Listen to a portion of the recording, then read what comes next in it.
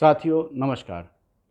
गज़ल में क्या नहीं लिखना चाहिए, गज़ल में किन बातों का ध्यान रखना चाहिए, हम आजकल इन पर बात कर रहे हैं। आज हम बात करेंगे ऐबे शुतुरगर्बा।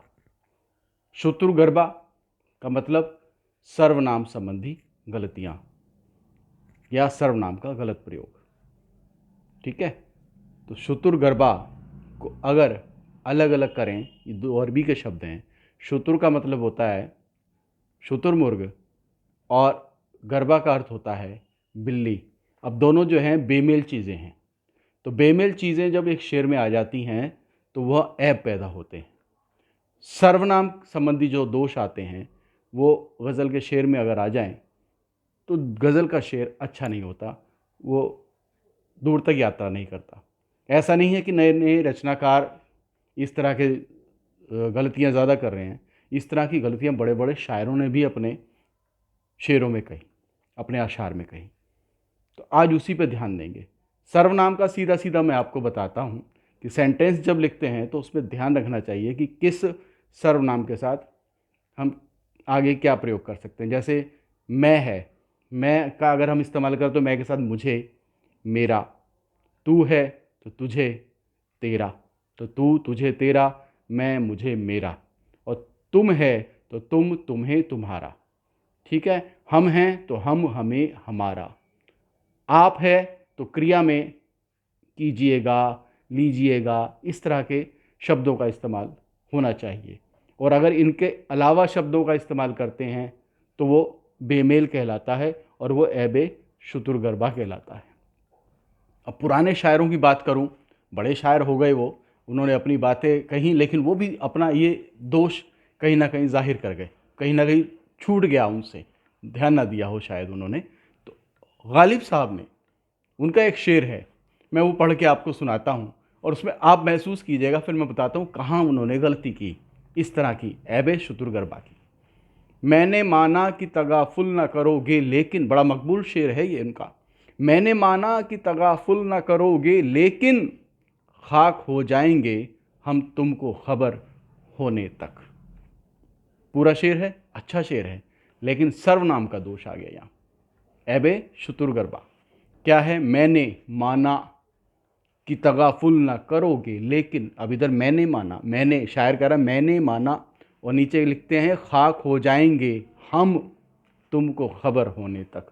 तो एक जगह मैंने के साथ हम नहीं चल सकता, मैंने के साथ मैं आएगा, या खाक हो जाएंगे, या खाक हो जाऊंगा मैं तुझको खबर होने तक, या मैं तुमको खबर होने तक।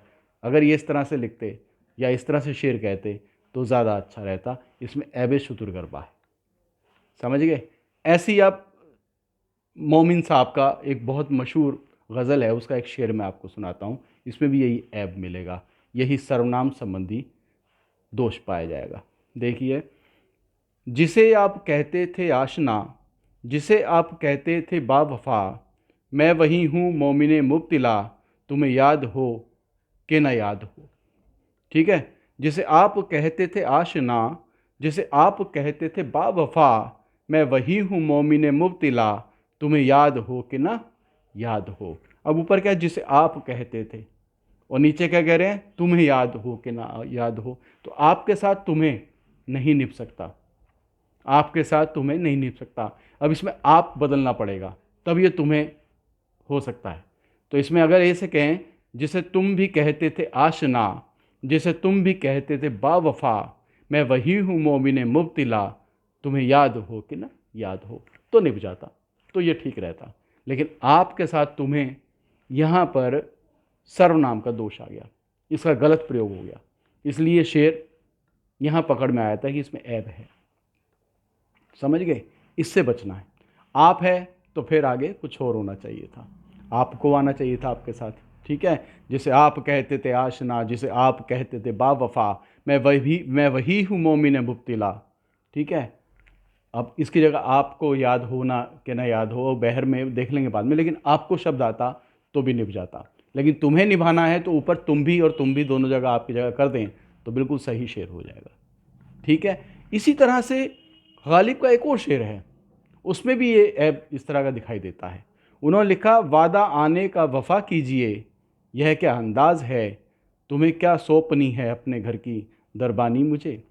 वादा आने का वफ़ा कीजिए, यह क्या अंदाज़ है, तुम्हें क्या सौंपनी है अपने घर की दरबानी मुझे। अब इसमें देखिए, वादा आने का वफ़ा कीजिए, वफ़ा कीजिए। अब कीजिए शब्द वहाँ इस्तेमाल होगा जहाँ आप कह रहे होंगे, आप ऐसा कीजिए, आप ऐसा ना कीजिए, आपके साथ कीजिएगा इस्तेमाल होगा। लेकिन इसमें क्या कह रहे हैं, मिसरा उला में कह रहे हैं वादा आने का वफ़ा कीजिए, यह क्या अंदाज़ है, तुम्हें क्या सौंपनी है अपने घर की दरबानी मुझे। अब आप ऐसा कीजिए और तुम्हें, तो कीजिए के बाद नीचे तुम्हें निभा रहे हैं, तो तुम्हें नहीं निभेगा, यहाँ भी ऐब है, ये भी एक पकड़ में आता है। ठीक समझ गए ना मेरी बात को, कि सर्वनाम का गलत प्रयोग हुआ। वादा आने का वफ़ा कीजिए, यह क्या अंदाज़ है, तुम्हें क्या सौंपनी है अपने घर की दरबानी मुझे।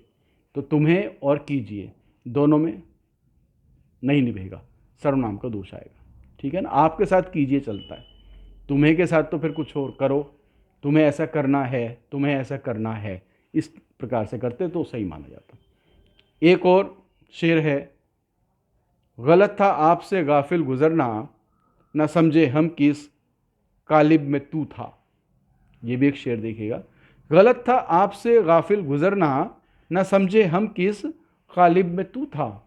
तो इसमें गलत था आपसे, ऊपर तो लिख रहे हैं आपसे, और नीचे क्या लिख रहे हैं, न समझे हम किस कालिब में तू था। तो आप और इधर तू नहीं निभेगा ना, गलत हो गया। नीचे भी आप आना चाहिए या ऊपर भी तू आना चाहिए था, तब ठीक होता। इस चीज़ का विशेष विशेष ध्यान रखना है। इस तरह की गलतियाँ नए रचनाकार, चलो नए हैं, उन्हें ज्ञान कम है, तो इस तरह की वो कर जाते हैं। लेकिन पुराने शायर जो बड़े मकबूल हुए, उन्होंने भी अपनी गज़लों में इस तरह से अशार जो लिख कहे, उसमें भी गलतियाँ इस तरह की छोड़ दी। तो इससे हमें सावधान रहना है, ये गलती सही नहीं मानी जाती। इससे आपका पता चलता है कि आपकी पकड़ भाषा शैली पर कितनी मजबूत है। इसका ध्यान रखना, ज़रूर ध्यान रखना। मैं के साथ मुझे या मेरा, तू के साथ तुझे तेरा, हम के साथ हमें हमारा, तुम के साथ तुम्हें तुम्हारा, और आप में कीजिए या कीजिएगा, आप ऐसा कीजिएगा, आप ऐसा कीजिए। तो क्रिया का ध्यान रखना विशेष तौर पर इसमें। ठीक है, तो ये विशेष ध्यान रखना, इससे बचो। ये भी एक दूसरा आज दोष मैंने आपको बताया है कि गज़ल में इससे बचना है, ऐसा गज़ल में नहीं लिखना है, सर्वनाम का सही प्रयोग करना है। ठीक, तो आज के लिए इतना ही। अगली बार फिर किसी नए गज़ल के विषय पर हम चर्चा करेंगे। तब तक के लिए नमस्कार।